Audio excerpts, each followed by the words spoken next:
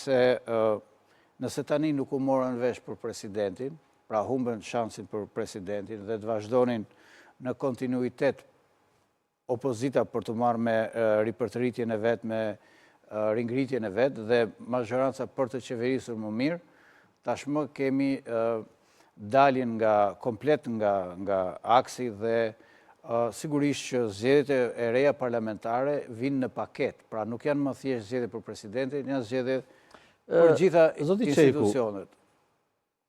Ne të dy e njohim politikën, e njohim mënyrën si funksionohet brenda sistemit politik, përfshirë atë që duket dhe atë që nuk duket.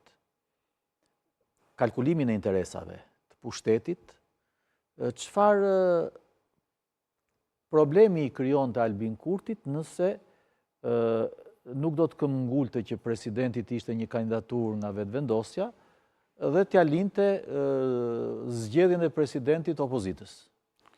Shiko, e tham që... Se kam ndjekur me vëmendje edhe për shkak të përgjegjësisë të situatës për punën që bëj, por edhe prej njohjes personale me aktorët politik në Kosovë, kam ndjekur ofertën që zoti Kurti për shembull i bëri LDK-s.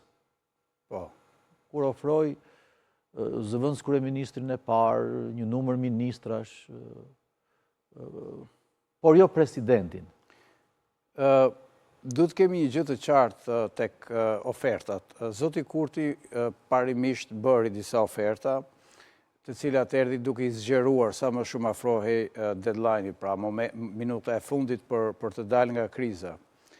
Në këndvështrimin tim mund t'i jap të drejtë për mos pranimin e një kandidature si Vjosa Osmani, me cilin ai kishte ndarë rrugët.